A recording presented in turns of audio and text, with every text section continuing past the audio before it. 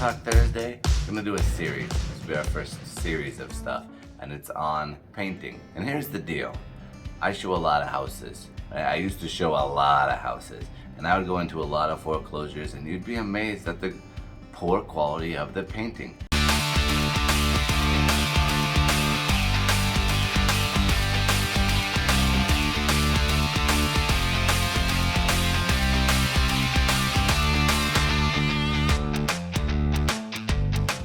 Now, this is important because as a realtor, I tell a lot of buyers that paint is something cheap and easy to fix. So if they don't like the paint, don't discount the house or don't dislike the house because of the paint, especially interior. Right? Exterior painting is a skill that takes a lot of work. You've got to have some specialized equipment if it's a tall house like 2 stories, or especially if it's a walkout and you have to go up even higher. Right? You need tall ladders. You need drop cloths that cover big spaces because it can drip really far. Like, you need a lot of stuff. And so hiring someone to paint the outside of your house, totally get that. But interior, for the most part, anyone can do it. So we're like, well, it's just paint, don't worry about it. Well, maybe I've oversimplified that for all these years because it does take some skill and it does take some work. And so we're gonna do a little bit of a series on things you should know when you paint your house. And some of them are very, very simple. And some of them, maybe you need to have a little time doing remodeling and things like that to understand how important they actually are and what kind of influence and difference they make in your outcome of quality of your paint job. So yeah, anyone can paint, but can anyone paint well? It turns out no, because I see all the time where people do kind of a poor job. So now I'm going to help you to hopefully do a much better job in the future.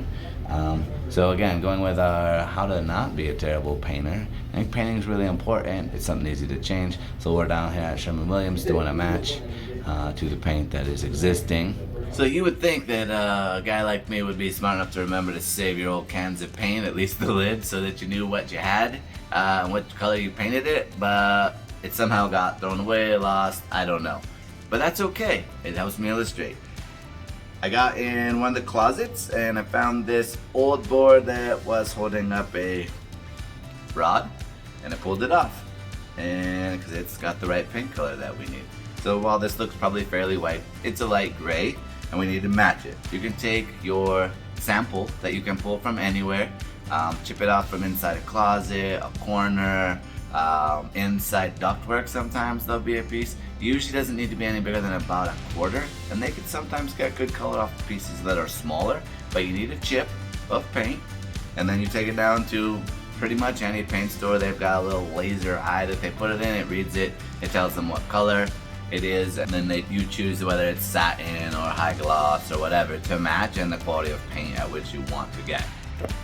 So I'm gonna take this to the store and we're gonna give it to him and we're gonna get the right color, and then I'm gonna save that gallon this time in its place so I won't lose it again in case I gotta do touch up.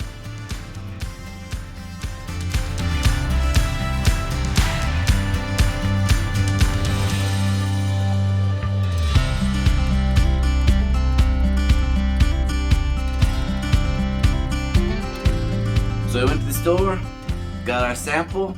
It's a great match, you can see right here. Really, really good match. So I'm super happy with that.